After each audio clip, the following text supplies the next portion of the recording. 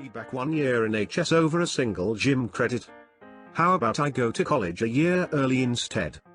I hated gym class, not because of the physical activity, I was in hockey and football, but the fact there wasn't enough time to shower before the bell.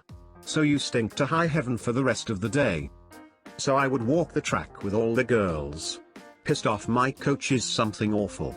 So they flunk me in my junior year and won't let me double up my senior year, so I would have to stay back. I had already picked out my college and was tech school. Just had to finish my senior year. So I figured I could work out something with the guidance counselor and the coach. Nope, neither would budge. Okay, I walk away thinking I'm screwed and have to basically take one class my second senior year. Then it dawns on me, can I just start going to college now? Are there other alternatives? So I call my college admissions and college guidance counselor. Explain my situation and what other options are available. Since this is a non-traditional college, no SATs, you can start without a diploma. The caveat is you must have one, or equivalent, to get your diploma. The state time from they don't distinguish between the two, so it won't be an issue later on. So I called another meeting hoping the HS admin would change their minds. No joy, they stuck to their guns. Thinking they had me cornered, I stood up and said, well, I'm just going to have to drop out then. I can't see missing a year of college to just do gym class. The coach thinks he's all cute and as you can't go to college without a diploma. I relay what the tech school admin, guidance told me of their policy on this. Faces dropped. It's set into the guidance counselor that a dropout looks bad on her and the school, small school, when the state audits. She starts backpedaling and I wasn't hearing any of it. Later on that night the principal and vice principal called to talk. I wasn't interested, I was all excited about starting classes in the fall. TLDR. My HS tried to hold me back a year for one gym credit. I was already enrolled in a non-tradition tech college. Tech college would let me start classes as long as I got my GED prior to graduation. So I quit HS, looks bad on the school admin, and got my degree a year earlier. Classmate is mad I'm forcing her to eat ethnic food. Go eat a loaf of bread. This happened about a year ago now when I was in high school. My calculus class was very chill. About 20 kids who were all friendly with each other, a laid-back but enthusiastic teacher, and a light enough workload that we could afford to goof off in class but still learn and do well. At some point in the year I got really into cooking. It's my stress reliever. My family couldn't possibly eat the amount of food I was made, so I started bringing it into school and hosting Friday parties in my calc class, with my teacher's approval of course. Now, I'm Vietnamese and I live in a predominantly white town. This is only important because it meant that most kids from town only ate American or European foods, and weren't used to eating other ethnic foods. Last year around Lunar New Year, I wanted to bring in some Vietnamese foods to celebrate. It is a very important time of year for my family. I ended up making a bunch of bandolin, a steamed layer cake and a traditional Vietnamese dessert. Some of my friends from class found out I was going to bring in a traditional dish and brought in their own traditional dishes from their own cultures, whether they celebrated Lunar New Year or not. We had different Indian, Korean, Filipino, and Spanish desserts. It was great and I was really excited that my friends wanted to celebrate with me. Apparently this was an issue for one girl in my class. I would say bandolin is an acquired taste, so when not a lot of people ate it I wasn't offended.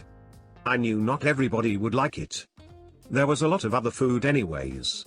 During our lunch period one of my friends, who wasn't in our class but knew I brought food in, overheard a girl from my class complaining about the food while on the lunch line. Apparently she was saying really negative things about how I forced everyone to eat weird Chinese foods. Later that day I texted her just saying I heard she didn't like the food and wanted to know why. I don't really care when people don't like the food, I make it for myself and bring it in when I have extra anyways, but her calling it weird Chinese foods, when she knows I'm Vietnamese, didn't sit right with me. Welp, she texted back that it was rude of me to bring in weird ethnic foods that nobody would have liked except for me and said I should know better since most of the class was white. I told her that I bring in food to share because I feel like it and that I don't have an obligation to cater to her tastes. If she has an issue with it, she literally does not have to eat it, and other people can bring in food too, so if she wanted to she could bring in something more to her tastes. After that she just told me that I shouldn't bring in ethnic and foreign foods and stick with American foods, because we're in America. Excuse me? Like? How much you want to bet if I brought in jambalaya, which originated in Louisiana, she would call it a weird foreign food? Fine. She only wants to eat American foods? Then she can eat American foods. The next week I brought in a bunch of olbel, a Dutch donut, and started passing them out at the beginning of class. When I got to her desk I pulled out a loaf of Wonder Bread and plopped it on her desk, saying sorry but these are Dutch, too ethnic. Here you go, all American cuisine. Later she texted me asking what the if my problem was, so I told her that almost every single food I brought in this year was ethnic and that it pissed me off she only had an issue when it wasn't European. She's entitled to not liking Asian foods, but if you're going to complain about it being ethnic, then you better have that same attitude when the ethnic food is white. And especially don't call another person's culture weird. She didn't complain about the food again. Also, before anyone comments, white bread isn't the only American cuisine out there.